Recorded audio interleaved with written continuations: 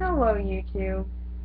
So, something kind of strange about this episode of Tron Uprising is apparently it doesn't technically exist.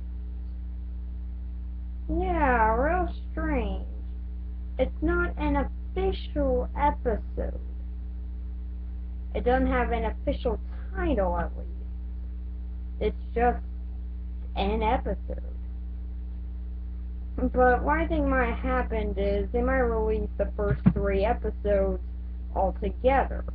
Sort of just like making it like a movie premiere when they release the episode. So this one would sort of count for the Renegade Part 2, but then it's at least 20 minutes long, or at least up to an episode length, so I'm just gonna count it as the Renegade Part 3, because there's no other title for this one.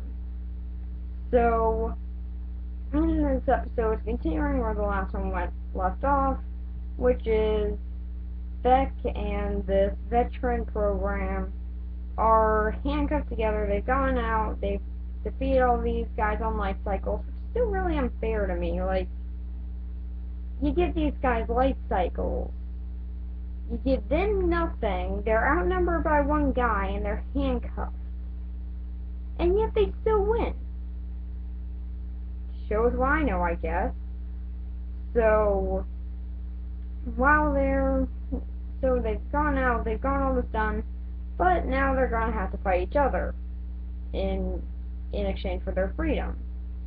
They, of course, do not decide to do this and just say, yeah, let's just stand here. Let's just not give the crowd what they want. Because really, this is a pretty sick crowd. Really, this crowd of people just want to see programs die. That's kind of a sick crowd they got there, but they enjoy it, I guess. So, they're not gonna do anything, but then Tesla says, okay, they're not gonna fight each other, because I guess that this has never happened before. Everyone's like really surprised that they're not gonna fight. I guess that this has literally never happened in the history of the game. So, I don't know, they just never had this, I guess. And then they decide, okay, well, they're not going to fight, so let's force them to. So they have this barrier around them that's going to be closing in unless they start to fight.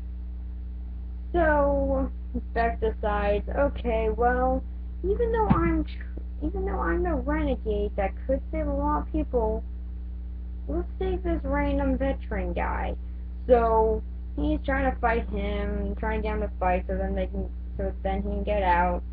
But the veteran guy decides to forfeit, so then Beck can get out. So now Beck's wanting to sort of make it up to him by saving him, because apparently if you forfeit, then you get killed. This is a really harsh game. So now he's just gotta go try and rescue him. He of course does. And all the while, Mara and Zeb are facing their biggest challenge yet. Getting a life cycle back! Dun dun dun!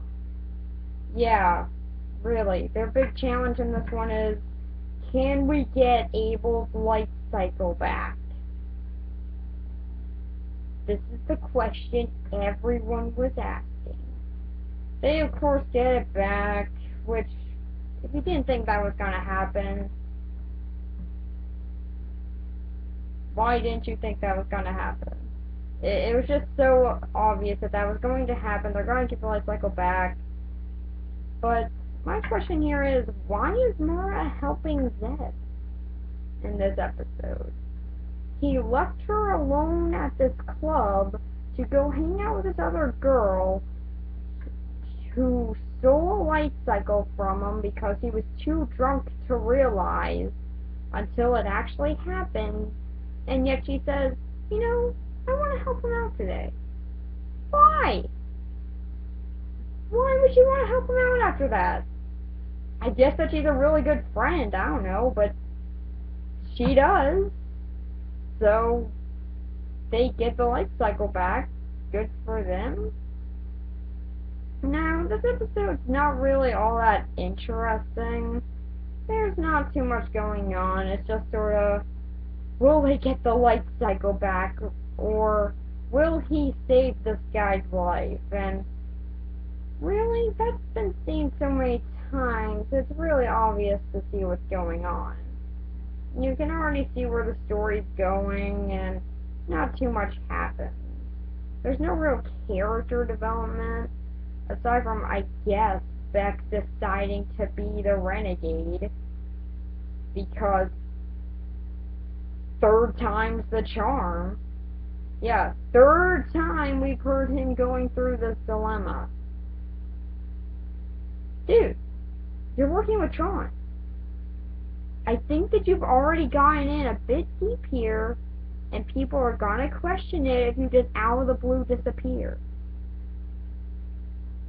So, yeah, Mara and Zeb, well, I guess their characters were supposed to get a little bit more development here with them being a bit closer friends or something, but it doesn't really seem to happen. Now, at the end of that whole entire club story arc that we definitely needed, it doesn't really seem like much has happened with their characters.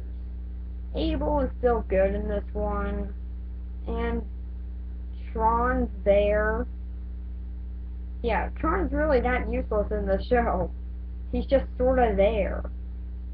Doesn't really do anything, he's just there. Thank God.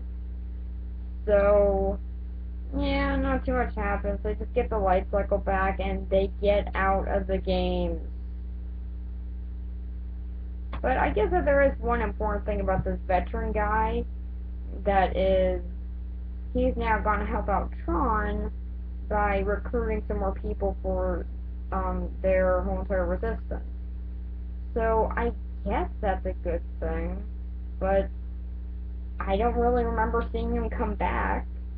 Sure, there were a few episodes I missed while the show was airing, but I don't really remember seeing him come back.